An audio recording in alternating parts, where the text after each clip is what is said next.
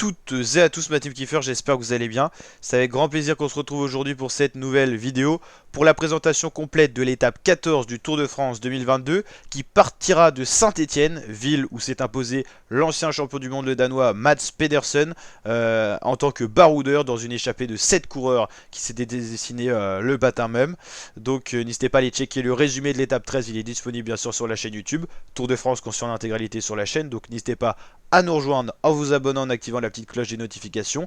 Et donc là, l'arrivée sera donnée à Mende. Ça sera une étape plutôt beaucoup plus vallonnée que la veille, avec 192 km au programme, une étape toujours aussi longue à peu près que l'étape 13, plus difficile.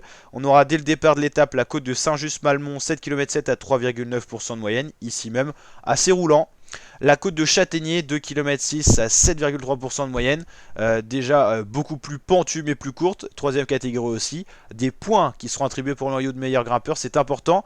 Un sprint intermédiaire à I5Jo, si je prononce bien. Sprint intermédiaire, bon, 20 points attribués pour le premier, 17 pour le deuxième et ainsi de suite. Pour l'instant, le maillot vert dominant, c'est Wout van Aert qui a beaucoup de points d'avance. On sait jamais, prendre des points tous les jours, être régulier. Si c'est le cas de Wout van Aert, il pourrait encore accentuer son avance. Ou s'il y a des coureurs comme Jacobsen qui sont pas loin derrière, qui peuvent aller prendre des points pour essayer potentiellement d'encore aller chercher ce maillot de meilleur sprinter. C'est possible, 50 points d'attribués, c'est sur chacune des étapes de sprint, il en restera 2, donc encore potentiellement 100 points. Si on est régulier, qu'on prend des points, 20 points par-ci par-là, on sait jamais. On sait jamais, même si c'est très bien parti pour Wout van Aert. Mais attention, Wout van Aert, il peut encore chuter, il peut encore abandonner, il peut encore avoir des défaillances, pas être là au sprint. Donc, faut toujours y croire. Côte de Grand-Drieux, 6 km à 4% de moyenne, plutôt roulant. On a la côte de la Fage, 4 km 2 à 6%, c'est déjà plus pentu. On devrait avoir des premiers tris qui vont se faire dans cette partie de course-là, hein. La première partie, ça sera pour dessiner l'échappée, je pense.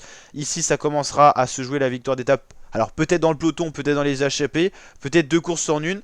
L'échappée qui est loin devant avec par exemple 8 minutes d'avance qui joue l'étape et derrière le général qui joue parce que ça va attaquer un Pogacar, il va vouloir revenir sur Vingegaard. C'est très serré aussi au niveau de Geraint Thomas, Pogacar, Bardet, Adam Yates, donc ça va certainement s'attaquer. Et ensuite la dernière côte du jour, l'arrivée ne sera pas donnée au sommet mais juste 1 km plus loin pour aller dans la ville, la côte de la Croix-Neuve, aussi appelée la montée Jalabert pour les exploits que le français avait fait. 3 km à 10% de moyenne, c'est très pentu, c'est un mur en gros, c'est fait pour les punchers. Alors si le peloton arrive groupé, ça sera un petit groupe pour jouer la victoire d'étape. Soit une année échappée devant, on aura deux courses en une. D'un côté la victoire d'étape, de l'autre le général. Moi je vois bien plutôt ce scénario là avec deux courses en une. N'hésitez pas à me dire ce que vous en pensez ma team en commentaire. Une arrivée à Mende, ça fait toujours plaisir. Ça va être une étape de type je pense accidenté, pas forcément de montagne. Voilà c'est ça. Avant l'étape 15 Rodez-Carcassonne qui pourrait offrir une victoire à des sprinters, mais rien de sûr. Les équipes de sprinters sont fatiguées, les sprinters également. Donc attention de ne pas laisser la victoire échapper aux sprinters, enfin aux baroudeurs plutôt. Ça sera en plus avec quelques côtes au programme. Donc attention, normalement là cette fois ça devrait être pour les sprinters à Carcassonne. On verra ça, on a un peu anticipé, voilà c'était présentation de l'étape 14. On a fait un peu l'étape 15, bon voilà c'est les aléas du direct des vidéos. La team n'hésitez pas en tout cas à liker la vidéo si elle vous a plu, à vous abonner. Je vous dis à très bientôt ma team pour de prochaines vidéos. Ciao ciao.